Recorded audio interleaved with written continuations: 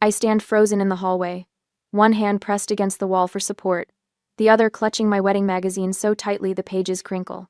The dining room door is cracked open just enough for their voices to slip through. I wasn't supposed to be home for another hour. My marketing meeting ended early, and I thought I'd surprise them. Instead, they surprise me. She'll pay for everything, just like she did for my wedding. Violet's distinctive laugh too loud, too sharp cuts through the air. That's what little sisters are for. My parents chuckle in agreement, the sound of their betrayal making my stomach clench. We've already told everyone about the combined celebration, Mom says, the pride evident in her voice. Dad clears his throat. Your anniversary deserves as much attention as her wedding. 5 years is a milestone. My wedding magazine slips from my fingers, landing silently on the carpeted floor. I don't move to pick it up. I can't move at all. The blood rushes to my face as my breathing turns shallow. White-knuckled, I grip my handbag to keep my hand from trembling. 5 years of therapy, teaching me to recognize my worth, evaporates in an instant. I'm 10 years old again, watching Violet open my birthday presents while everyone applauds her for being such a good sharer. I back away from the door, careful not to make a sound. My legs carry me outside to my car where I sink into the driver's seat and stare at nothing. The keys dangle from my fingers, but I don't put them in the ignition. Not yet. First, I need to call Robert. My finger hovers over his name in my contacts. 3 deep breaths later, I press call. Hey, beautiful, he answers on the second ring. How was the meeting? They're trying to do it again, Rob. My voice comes out steadier than I expect. But this time, I won't let them. 5 years ago, Violet announced her engagement to Thomas. 2 weeks later, Dad called me into his study, explaining that Thomas had lost his job and they needed help with wedding expenses. Just temporary, he promised. Family comes first, Naomi, he said, his hand heavy on my shoulder. Your sister needs this. Mom stood in the doorway, arms crossed. If you really loved your sister. I handed over my entire savings account. $15,000. My education fund. My future. It's just a semester, Mom said when I had to drop out of college. You can always go back. 3 semesters later, I was still working 2 jobs, watching my dreams collect dust while Violet danced at her reception in a dress that cost more than my car. That night, I made myself a promise while Sisters by Rosemary Clooney played over the speakers. Never again. 2 weeks later, Mom invites us for dinner. Just a casual family gathering, she says, but I know better. Her voice has that rehearsed quality it gets when she's planning something. The table is set with the good china, never a good sign. Violet and Thomas arrive 15 minutes late, as usual. Before we eat, Mom announces once we're all seated. We have the most brilliant idea. I feel Robert's hand find mine under the table, as Mom launches into a speech about beautiful symbolism and shared celebrations. We thought, she continues, beaming, that we could combine Naomi's wedding with Violet and Thomas's 5th anniversary celebration. Violet pulls out a folder color-coded and tabbed and places it on the table. I've already made a list. Separate cake, of course. Special dance. And I think the colors should match my original wedding. For continuity. Robert's fingers tighten around mine as I feel all eyes turn to me. They're waiting for my usual immediate agreement. My automatic yes that's been conditioned into me since childhood. Let me think about it, I say instead. The silence that follows is deafening. Mom's smile freezes. Dad blinks rapidly. Violet's mouth opens slightly, then closes. Think about it? Dad recovers first, patting my shoulder dismissively. Always practical. That's why we know you'll handle the finances. Violet's eyes fill with practiced tears. I thought you'd be excited. Mom gives me a look, the one that says keep the peace before passing the potatoes. Naomi will come around. She always does. I smile and nod. The perfect daughter. Robert squeezes my hand under the table, a silent show of support. I'm sure it will be beautiful, I say, the words tasting like ash. But in my mind, a plan is already forming. A single thought burning bright enough to warm the ice forming around my heart. Never again. Have you ever smiled and nodded while silently planning your escape? Share your thoughts in the comments below. That night, I said I would sleep over to take some things left and to check what other plans my family is hiding from me. The family computer screen glows in the dim light of Dad's study as I scroll through Mom's email. I shouldn't be here, shouldn't be doing this. But Robert's words echo in my head. Trust your instincts, Naomi. Something doesn't add up. My breath catches when I see it. An email chain between Mom and Violet with the subject line Vendor Payments, Naomi. I click, heart hammering against my ribs. Don't worry about the deposits, Mom wrote. James and I have assured everyone that Naomi will cover all expenses once contracts are finalized. My fingers tremble on the mouse. I click through more emails, each one another nail in the coffin of my trust. Screenshots of venue options, catering menus, DJ packages. All with notes about how the bride will be handling payment. A notification pings on Mom's tablet still logged into her Amazon account. I tap it without thinking and freeze. There, in high-definition color, is a wedding dress. Not my dress, a second dress, ordered 3 days ago. The confirmation email shows my credit card number.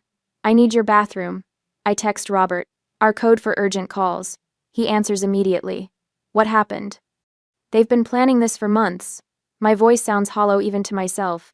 Violet used my credit card to buy another wedding dress, one that matches her vision. 4. That's credit card fraud, Robert says, his usually calm voice tight with anger. There's more. I switch to speaker and open the banking app on my phone. Remember those deposits I couldn't account for last month? They weren't deposits. They were withdrawals labeled as deposits, for wedding expenses. My parents got a call last week, Robert says after a pause. Someone claiming to be your wedding coordinator said you wanted a simple ceremony and didn't need their contribution. The pieces click together with sickening clarity. I minimize the email and notice an Excel file on the desktop labeled W+A Budget Final. I shouldn't open it, but I do anyway. The spreadsheet appears, meticulously organized with color-coded tabs. I click through them, my stomach dropping further with each page. Venue, $22,000. Catering, $15,000. Entertainment, $8,000. Flowers, $7,000. Photography, $6,000. Dresses, plural, $5,000. At the bottom, a final sum, $63,000. With a note in Violet's distinctive purple font, Naomi's responsibility. I lean back in Dad's chair, suddenly dizzy. The family photo on his desk, Mom, Dad, Violet, and me at her wedding, seems to mock me now. I was smiling in that picture, having just signed away my education fund. While searching for more evidence, I find Mom's journal tucked in the desk drawer. I've never invaded her privacy like this before, but I'm past caring. I flip to recent entries. Naomi's always been the responsible one. She wrote just last week. She'll understand this is for family. So, the same day Dad claimed financial hardship, a receipt from Pine Hills Golf Club shows his $5,000 membership renewal. I take screenshots and forward all messages to my chat. Tomorrow I will start dealing with them thoroughly. My phone buzzes in the morning while I am at office. A text from Jessica, my oldest friend who works at an event planning company. Call me as soon as possible. Violet just contacted us claiming to be handling arrangements for your wedding. I forward her the spreadsheet before calling. Her outrage validates what I already know: this isn't normal family behavior. They're gaslighting you, she says bluntly. This is financial abuse.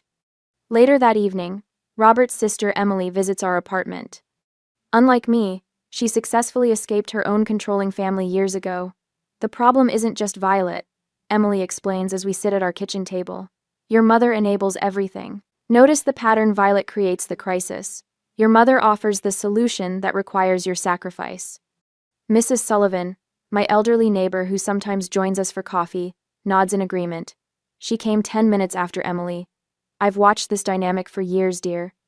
Your sister takes, your mother facilitates, your father enforces, and you accommodate, she says. Not anymore, I say, but my voice wavers. The threats begin the next day. Violet calls about a networking event at her company. Remember how I helped you get that marketing position? Her voice drips with sweetness. Family connections are so important. Speaking of which, have you chosen a venue yet? Dad mentions the house down payment they might help with if the wedding goes smoothly. Mom casually references Grandma's heart attack while discussing wedding stress. You know, cardiac issues run in our family. She sighs. I've already told the aunts about our combined celebration. They're thrilled. That night, I make my first strategic move. I'll need to be the one to sign the venue contract. I tell them over dinner, my voice steadier than I feel. Their exchange of glances speaks volumes. At my apartment, I cancel the fraudulent dress order and change all my financial passwords. The victory feels hollow when Violet calls immediately. "You're being ridiculous," she snaps. "You've gained weight anyway. That dress would have looked better on me." I endure the barbs, the manipulative texts, the constant pressure, the price of playing along while I formulate my plan. Later, alone in our bathroom, I finally break. Tears stream down my face as I grip the sink, shoulders shaking with silent sobs. Robert knocks gently but knows better than to enter. I stare at my reflection, at the woman who's been molded into the perfect sacrificial lamb. I splash cold water on my face, dry my eyes, and straighten my shoulders. This is war, but I'll fight it my way with strategy, not emotion, with boundaries, not bridges. In the mirror, I see someone new, emerging, someone with steel in her spine and fire in her eyes. What's the most difficult boundary you've had to set with someone you love? Was it worth it? The next morning, my phone buzzes at 7:43 a.m.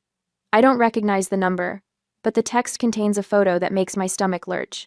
"Congratulations on your big announcement," reads the message from someone named Tara. "I can't wait to celebrate both events next month." I tap the image and freeze. It's a screenshot of my mother's Facebook post from last night. "Thrilled to announce we're celebrating 2 beautiful milestones in one special day. Naomi's wedding and Violet's 5th anniversary. Details coming soon." 47 comments. 93 likes. Robert rolls over, his eyes still heavy with sleep. "Everything okay?" I wordlessly hand him my phone. He sits up immediately, fully awake. "They didn't even ask us," I whisper. "Call your mom," Robert says, his jaw tightening. "Now." Mom answers on the first ring, her voice suspiciously cheerful. "Good morning, sweetheart. Did you see?" "Take it down." My voice comes out steadier than I feel. "What?" "The post, Mom. Take it down. We never agreed to this." She laughs like I've told a particularly amusing joke. "Oh, Naomi, everyone's so excited. Your father's golfing buddies are already planning to attend." It's too late to change anything now. The familiar weight of obligation settles on my chest. Too late. Always too late to stand up for myself.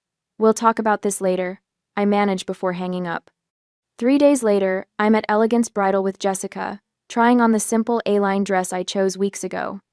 I twist in front of the mirror, admiring how the ivory fabric catches the light. "It's perfect," Jessica says, snapping a photo. "Classic but not boring. Totally you." The bell above the door jingles. I catch the reflection of Violet sweeping into the boutique, designer sunglasses perched on her head, Mom trailing behind her. "Surprise!" Mom calls out, clapping her hands. "We thought we'd join you." Jessica shoots me a look that says, "Stick to the plan." I nod almost imperceptibly. "How unexpected," I say, turning to face them. Violet circles me like a predator, her manicured finger tapping against her chin. "It's a bit plain, isn't it?" "Nothing like my Vera Wang." She reaches for a glass of complimentary champagne from a nearby table. "But I suppose it suits you." "Go." The boutique owner smiles tightly. "Would you like to see some veils to complete the look?" Before I can answer, Violet's arm jerks, sending a wave of red liquid across the front of my dress. The champagne glass hits the floor with a crash. "Oh no!" Violet gasps, hand flying to her mouth in mock horror. "I'm so clumsy. Thank goodness you haven't purchased it yet." My fingers curl into fists at my sides as I watch the red stain bloom across the ivory fabric. The boutique owner rushes for club soda, but we all know the dress is ruined. Mom pats my arm. "Don't worry, dear. This was clearly meant to be. We'll find something that complements Violet's anniversary dress." 2 hours later, I meet Robert at his office for lunch, my hands still shaking. "They destroyed my dress, Rob. On purpose." Robert's eyes darken. "That's it. No more playing nice." "Dad called this morning while I was at work," I say. "They've scheduled a walkthrough at Rosewood Manor for tomorrow. They expect us to sign the contract right away." Robert takes my hand across the table. Then we go to Plan B. The next afternoon, we stand in Rosewood Manor's grand ballroom. Crystal chandeliers hang from 30-foot ceilings. Floor-to-ceiling windows overlook manicured gardens. It's breathtaking and exactly the kind of extravagant venue I never wanted. "Perfect for your sister's grand entrance," Dad says, clapping the venue manager on the shoulder. "And plenty of room for all 200 guests." 200? I echo. "We agreed on 50. Mom waves dismissively. We couldn't possibly cut the list now. Everyone's already been notified. The venue manager, Mr. Phillips, produces a thick contract. If we could just get signatures and the deposit today, we'll be all set for next month's celebration. Dad pulls out his pen with a flourish. I'll sign first, then Naomi can. Actually, I interrupt, surprising everyone, including myself. My fiancé and I agreed that both our signatures are required on any contract. That's non-negotiable. So, the silence that follows feels electric. What are you talking about? Mom asks, her smile strained. Robert doesn't need to be bothered with these details. It's our wedding, I say quietly. We make decisions together. Violet snorts. Since when do you make decisions at all? I reach into my bag and pull out a folder. Since I discovered these, I place printouts of unauthorized credit card charges on the table. Charges for items I never approved, made with my stored card information. Mom pales. Dad stares at the papers, then at Violet. You told me she agreed to those expenses, he says slowly. Violet's face hardens. She always pays. That's what she does. Something inside me breaks open. Years of silence and accommodation rush out like floodwater. You ruined my college years, I say, my voice surprisingly calm. You're not ruining my wedding day. Mr. Phillips clears his throat uncomfortably. Perhaps I should give you a moment. No need, I say, reaching for the contract. I'd like to review the terms. Dad tries to intercept. Naomi, be reasonable. I've learned that true family respects boundaries. I meet his gaze steadily. Sign if you want to. I'll cover $6,000 for the deposit. The remaining $57,000 is your responsibility. Violet's face contorts. You can't do this, we've told everyone. You've always been the reliable one, the responsible one. I still am, I say. I'm just being responsible to myself for once. Dad looks from me to the contract, then back again. Something shifts in his expression, surprise, perhaps even a flicker of respect. He signs his name with less flourish than before. That evening, Jessica calls with news. I found the perfect spot for the real ceremony. Small chapel by the lake, available the weekend before. And Robert's parents offered their lake house for the reception, I tell her, feeling a surprising lightness in my chest. How much was the deposit again? Jessica asks. $6,000. That's a lot of money to walk away from. I think about years of giving in, of putting everyone else first. It's my freedom fee, I say, worth every penny. Later, Robert and I sit cross-legged on our apartment floor, surrounded by plans for our real wedding, the one only our closest friends will attend. I'm proud of you, Robert says, pressing a kiss to my forehead. I pick up a pair of scissors from the coffee table and hold them up to a strand of my hair, the long, straight style my mother always insisted was most flattering. What do you think? I ask. Time for a change? Robert grins. Absolutely. The scissors make a satisfying snip. Dark strands fall to the floor around me. With each cut, I feel lighter. For the first time, I say, watching my reflection change in the window, I'm not just their daughter or Violet's sister. I'm choosing to be me. After my impromptu haircut, I try on the simple white sundress we ordered online. No train, no beading, no cathedral veil. Just clean lines and comfortable fabric. This feels like me, I whisper. Not their version of me. Later, Jessica arrives with a detailed timeline tucked under her arm. Decoy wedding at Rosewood, real wedding at the chapel. I've mapped it down to 15-minute increments. Emily, Robert's sister, brings a legal folder. My friend at the firm confirmed it. Since your parents signed the venue contract, they're legally responsible for the bill, not you. We work into the night creating our escape plan. Every guest, every detail, every contingency accounted for. I can't believe we're really doing this, I say, feeling the first genuine laugh bubble up inside me in months. Mrs. Sullivan stops by with homemade cookies, her eyes crinkling with wisdom. Sometimes the kindest thing is walking away, she says, squeezing my hand. I wish I'd had your courage 50 years ago. The night before the wedding, Violet appears at my apartment unannounced. Her eyes narrow at my newly short hair. The venue called, she says without preamble. They need final payment confirmation. I smile calmly. Everything's been taken care of. Tomorrow will be unforgettable. Something in my tone makes her pause.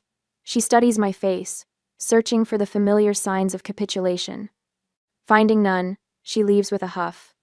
After she's gone, I pull out a small overnight bag from under the bed and carefully pack the essentials: white sundress, new flats, marriage license. Robert watches from the doorway. Ready? He asks. I zip the bag with finality. More than I've ever been. Have you ever had to create an escape plan from a toxic situation? What gave you the strength to follow through? The next morning, a makeup artist dabs powder across my forehead as I check the time. 9:17 a.m. Perfect. I snap a selfie in the bridal robe Jessica borrowed from her cousin's salon, making sure the generic background reveals nothing about our actual location.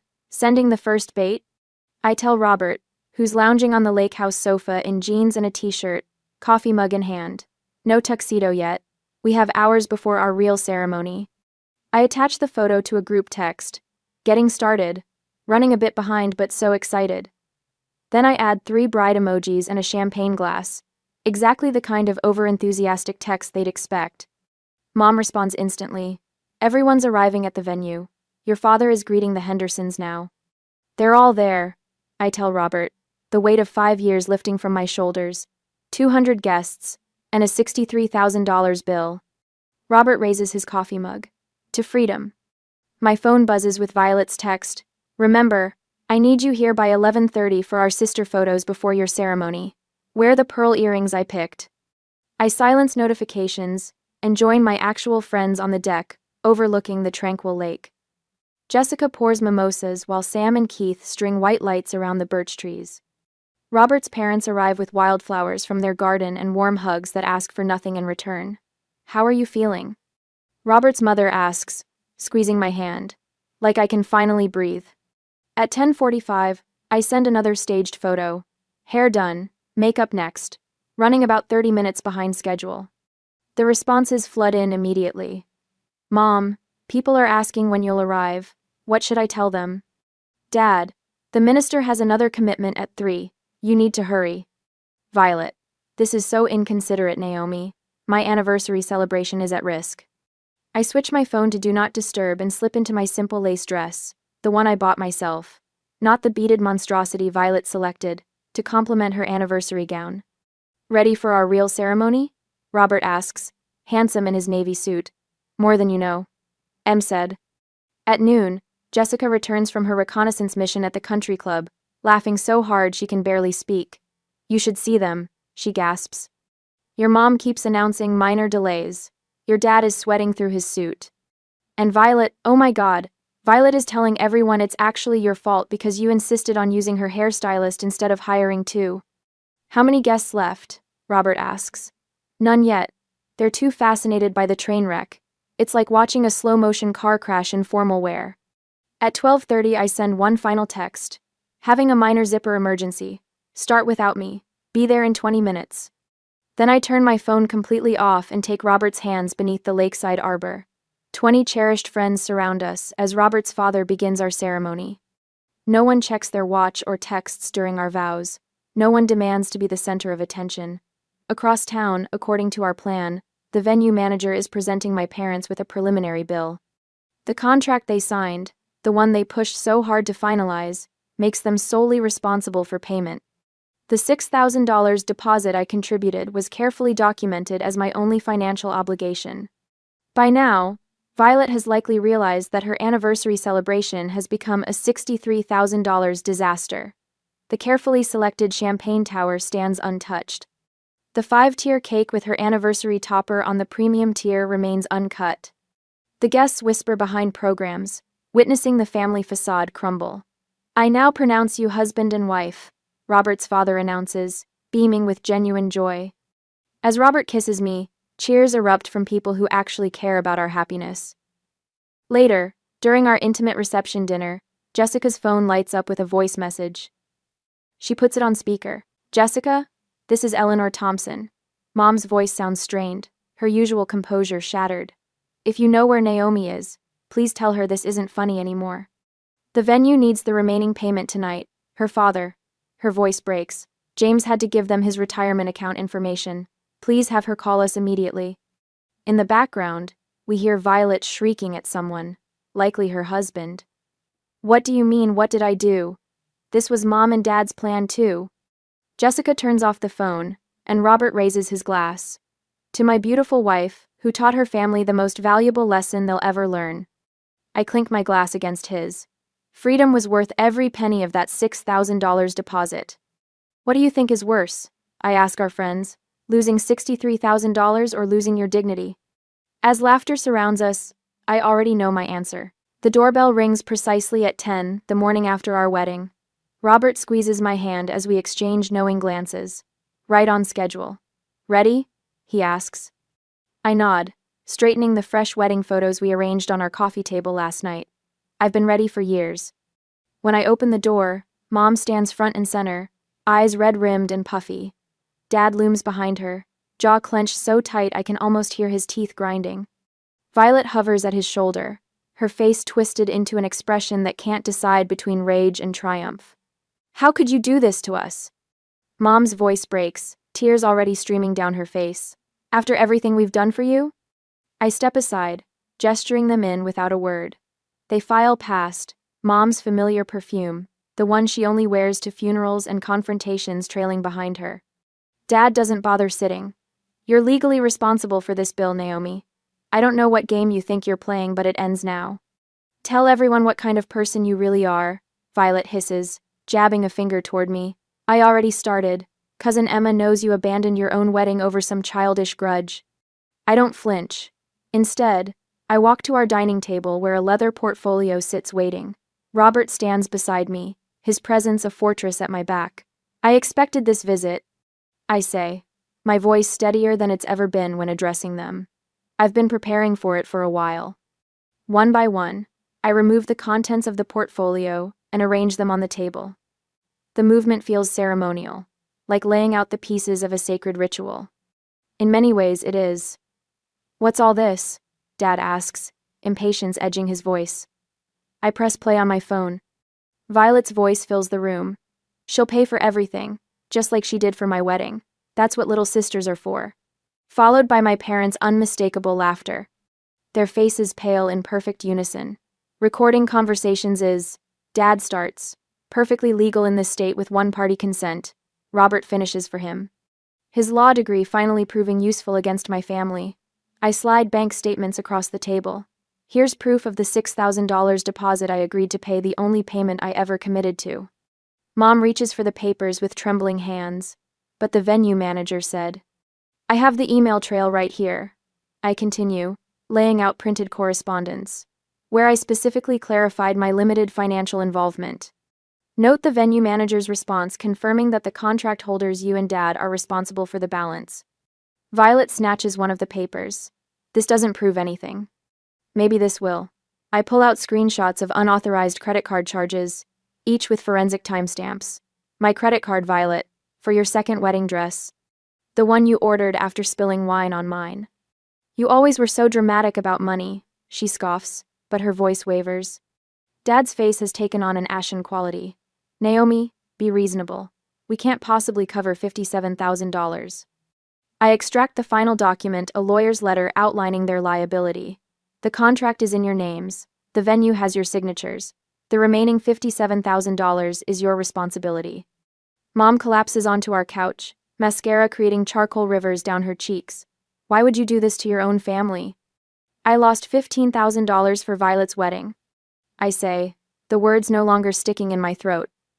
I willingly paid $6,000 this time to be free of your manipulation forever. This is revenge, Dad spits, desperation replacing his earlier confidence. No, I correct him. This is the natural consequence of your actions. Violet's husband Thomas, who had been silent by the door, steps forward. So you did the same thing to your sister 5 years ago? His question lands like a stone in still water, creating ripples of uncomfortable silence. That was different, Violet stammers, looking to our parents for support, but something has cracked between them.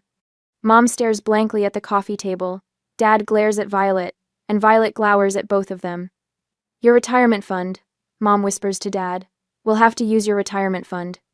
My retirement fund? His voice rises. This was your idea in the first place. I walk calmly to the door and open it. You can leave now. My new family is coming over to celebrate. They gather their things in defeated silence. As they shuffle toward the exit, I can't resist one final truth. Consider the $63,000 your investment in my freedom. Violet pauses at the threshold, turning back with an expression I've never seen before, something like respect, tangled with resentment and perhaps a flicker of recognition. The door closes with a soft click that echoes with finality. Robert wraps his arms around me as I lean against him, suddenly exhausted and exhilarated all at once. "Are you okay?" he asks into my hair. Before I can answer, my phone chimes with a text. Jessica and the others are on their way over, bringing champagne and takeout from our favorite restaurant. "I'm more than okay," I say, looking at our wedding photos, the real ones, taken at the lake house with people who truly love us. For the first time in my life, I'm free. Was I justified in my actions, or should I have confronted my family directly instead? What would you have done? A year later, the scent of roasting turkey fills our new home as I arrange a centerpiece of crimson and gold chrysanthemums on our dining table. Through the window, November sunlight spills across the hardwood floors we installed ourselves last month. Robert catches my eye from the kitchen doorway and raises his wineglass in a silent toast. 1 year exactly, he says, his smile reaching his eyes.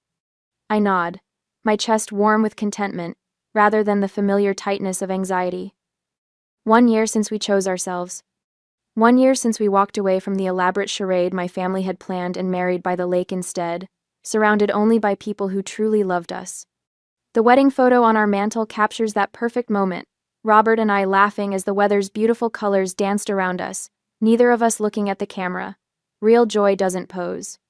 The doorbell chimes, interrupting my thoughts. Through the peephole, I see Violet standing alone on our porch, her shoulders hunched against the cold in a way I've never seen before. No, Thomas. No dramatic entrance. Just my sister, looking smaller somehow. When I open the door, I stand tall in my own doorway. Unlike that day I overheard them plotting in the dining room, I feel no trembling in my hands, no weakness in my knees. I came to apologize, Violet says, her voice lacking its usual sharp edge. Really apologize. I study her face, searching for the familiar manipulation. Instead, I find something new: humility. Dad and Mom had to use their retirement savings to pay the venue. She continues, when I remain silent. It was a reality check for all of us. I gesture toward the living room. Come in. The others will be here soon. She hesitates. Thomas threatened divorce unless I started therapy. He said he couldn't be married to someone who treats family like stepping stones. For a moment, I see the little girl who once held my hand on the first day of kindergarten, before she learned to see me as competition rather than as a sister. How's that going? I ask, genuinely curious. Hard, she admits, but necessary. The front door opens behind us as Jessica arrives carrying a homemade pie, followed by Emily and Robert's parents. The warmth of their greetings fills the entryway. Later, gathered around our table, Robert raises his glass. To chosen family and second chances. The conversation flows easily, untainted by the tension that characterized family gatherings of the past. When Emily's college-aged cousin mentions pressure from her parents to change majors, I share what took me years to learn. Sometimes the most loving thing you can do is refuse to be someone's victim. I tell her. Boundaries aren't walls, they're the foundation of healthy relationships. The words feel natural now, not rehearsed.